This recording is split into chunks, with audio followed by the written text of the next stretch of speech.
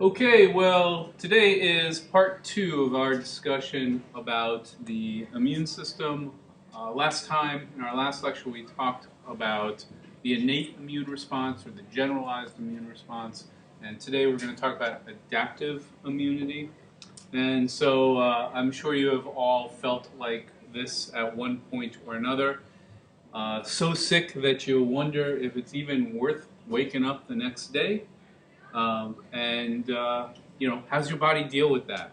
Well, once the innate immune response has done its thing, and if you are still feeling ill, your adaptive immunity kicks in. And your adaptive immunity is divided into two different immune responses.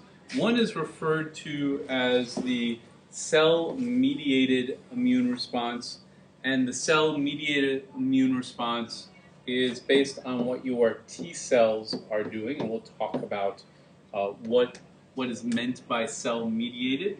The other immune response is referred to as your humoral immune response, and this is based on what your B cells are doing. So I'm going to offer you a quick summary, and then we'll take a walk through each of these. Whenever you get an infection, macrophages, big white blood cells, are going to engulf the pathogen. And when they engulf the pathogens, they're going to strip the pathogen of its antigen, and these macrophages are going to become what's called an antigen-presenting cell.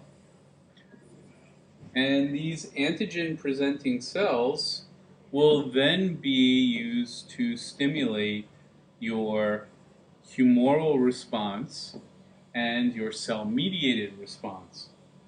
Typically, this begins with the T helper cell recognizing that you have a problem. So this is key for recognition. And those T helper cells will then be activated.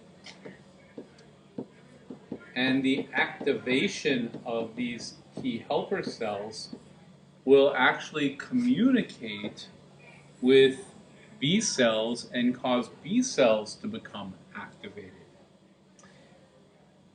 When the T helper cells are activated, they will also produce a subset of cells called T helper memory cells, which will help you if you get infected by this pathogen a second time. The T helper cells can also activate a set of cells called killer T cells or cytotoxic T cells. And these cells go after infected cells in your body, or they go after things like cancer. Now, not only does the T cell recognize a macrophage that has been infected with a pathogen, but the B cells are capable of recognizing this. And when that occurs, they begin to produce structures that are called antibodies. But these antibodies will not be produced or secreted into your bloodstream until the T cells tell them to do that.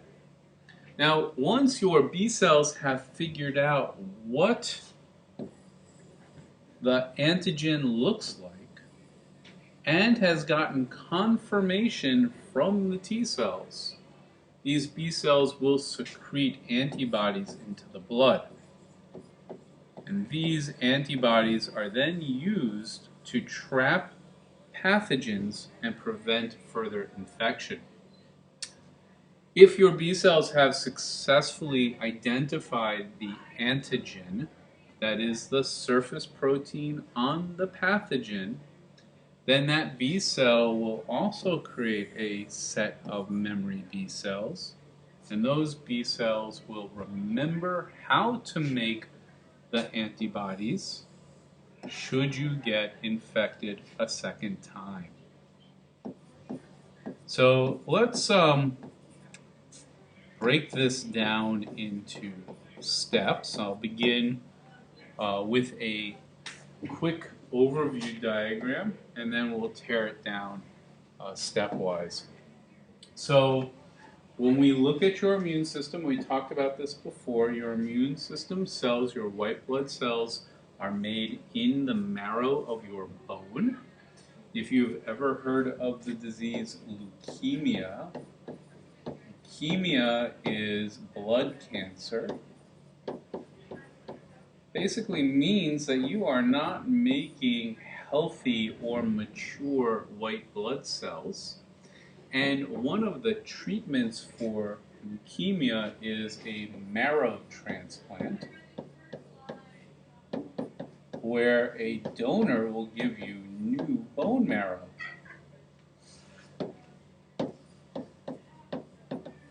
And the hope is that your body will take in that new bone marrow and use it to make your blood cells, your white blood cells.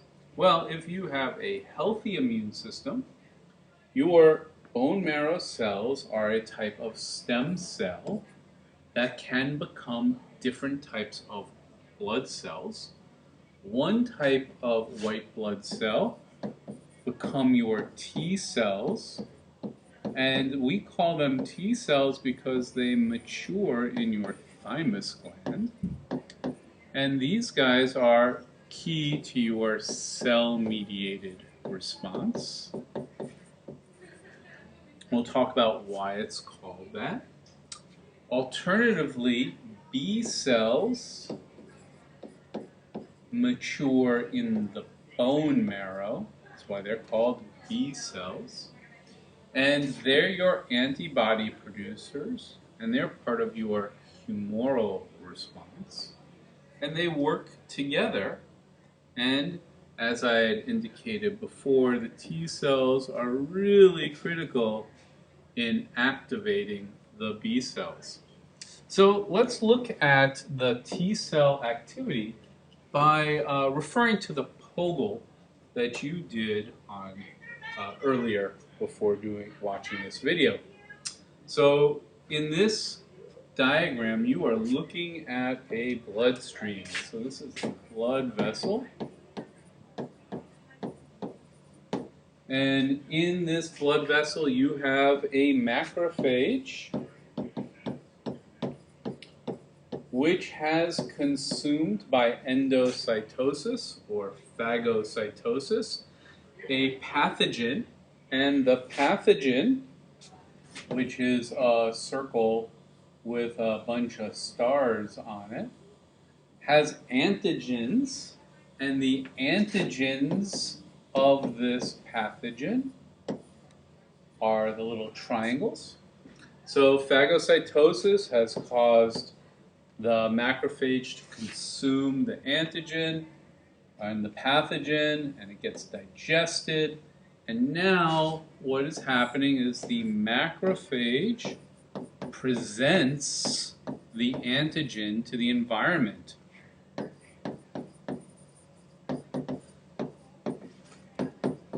And what it's saying is, we have a problem.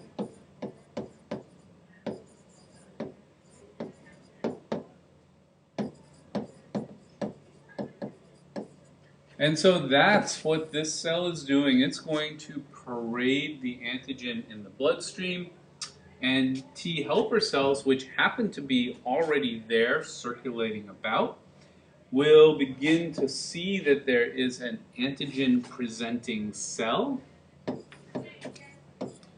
and it has its own antigen binding sites, and they're going to take on different shapes. You have a mutation generating system in your white blood cell development to create these different antigen binding sites.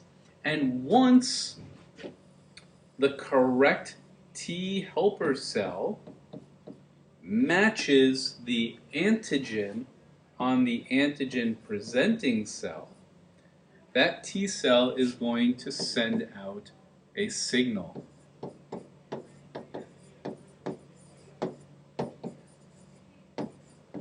And what it's doing is it's sending out a signal that says, we have a problem, the problem looks like this, and it is trying to get the rest of the immune response activated. We call this cell-mediated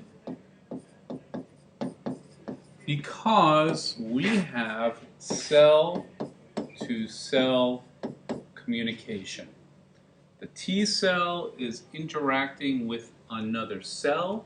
It is not interacting directly with the pathogen. Meanwhile, the B cells are engaged in cruising about in your bloodstream. Much like the T cells, they have these antigen binding receptors on their membrane, and they take on a variety of shapes. And when the B cell matches up with the antigen, it begins to get activated as well. So notice that the B cell and the antigen are communicating or interacting with each other. So the B cell now consumes the pathogen, it digests the pathogen, and it too is capable of presenting the antigen. So it too becomes an antigen presenting cell. Note the B cell and the T cell are actively doing their own thing at the same time. We have not had communication between the B and T cell yet, but that's coming up next. So here we refer to this as our humoral response, and now we're going to activate the B cells to produce antibodies. So note here we have our B cell, which has figured out the shape of the antigen on the pathogen.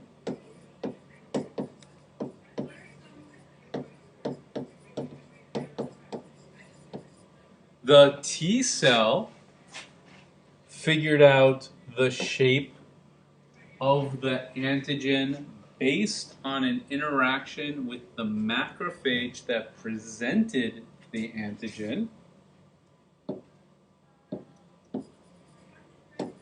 And now we're going to have a conformational check.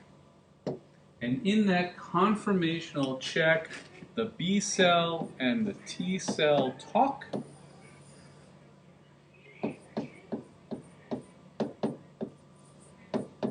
And once the B cell basically says, hey, I think we have a problem, it looks like this, and the T cell says, yep, I think you're right, the problem looks like this, then the B cell produces antibodies.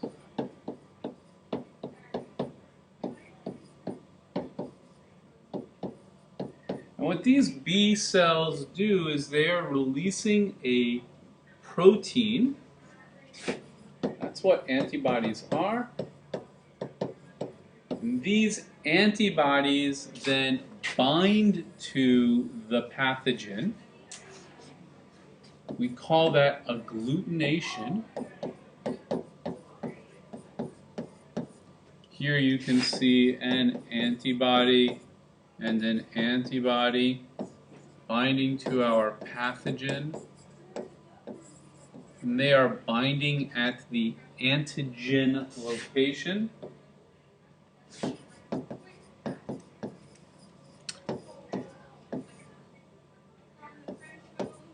And by binding to the pathogen or the antigens, what's happening is we are preventing further infection. So these pathogens can no longer get inside of your cell. And the final step of this part of the chemistry or of the biology of your immune system is that a macrophage will come and it will swim through your bloodstream and it will engulf these things. So it'll take it into its body, it'll digest them, and then go to your lymph nodes where they will commit suicide and essentially prevent further infection by the pathogen. Now, there's a few subtle things I want to point out before we finish today, and that is how your body responds when you get an infection the first time versus when you get an infection the second time. So this graph is looking at the quantity of antibodies being produced, and you are seeing here the first encounter with a pathogen, and you'll note that it takes a fair amount of time for your antibody production to go up. And eventually you can kill that organism or wipe out that infection. And then you'll note that the antibody population goes down. But notice that during your second encounter, the time it takes to reach that spike, the time it takes to reach peak antibody production goes down. And the reason for this is you have T memory cells and B memory cells. And these memory cells remember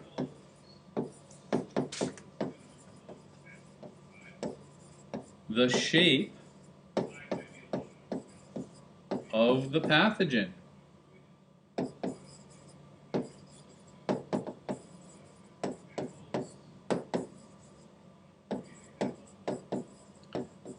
The end result is your immune response is faster,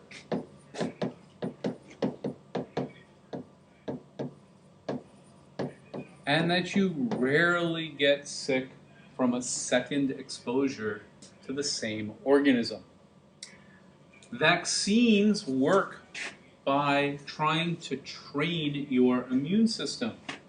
When you get a vaccine, what you are essentially doing is you are getting a killed or denatured virus